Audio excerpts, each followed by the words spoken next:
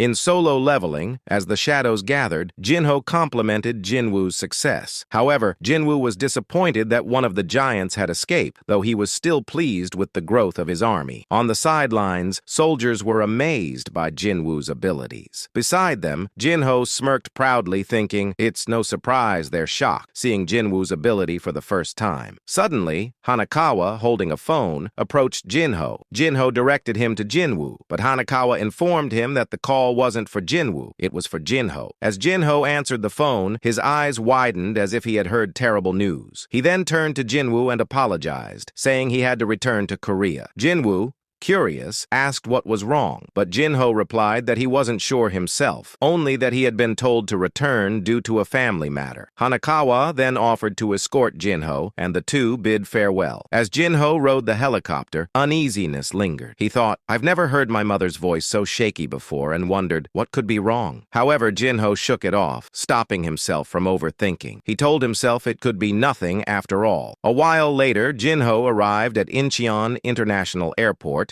where he was greeted by his servant, who told him to follow. There was a car waiting outside. As they walked out, the butler informed Jinho, brace yourself in times like these, and added that he would explain everything on the way, which made Jinho even more curious about what was going on. The butler told him it was a long story, but President Yu Myung-han has fallen into eternal sleep. Jinho was shocked. He cried out for his father, but the butler stopped him from getting too close, explaining that the presence of a hunter who couldn't control his magic would only exacerbate the president's condition. Leaning against the thick glass, Jinho sadly called himself a useless son. At that moment, the butler handed him a thick scrapbook, which Jinho recognized. The butler explained, it's what your father was working on right before he collapsed. He added that he had been holding on to it in case the president woke up and looked for it, but it seemed Jinho needed it more now. As Jinho opened the scrapbook, his eyes widened, tears welling up as he saw that his father had secretly kept an eye on him. They say the apple doesn't fall far from the tree, Jinho said, adding that his father still had the same habit of scrapbooking every article he liked.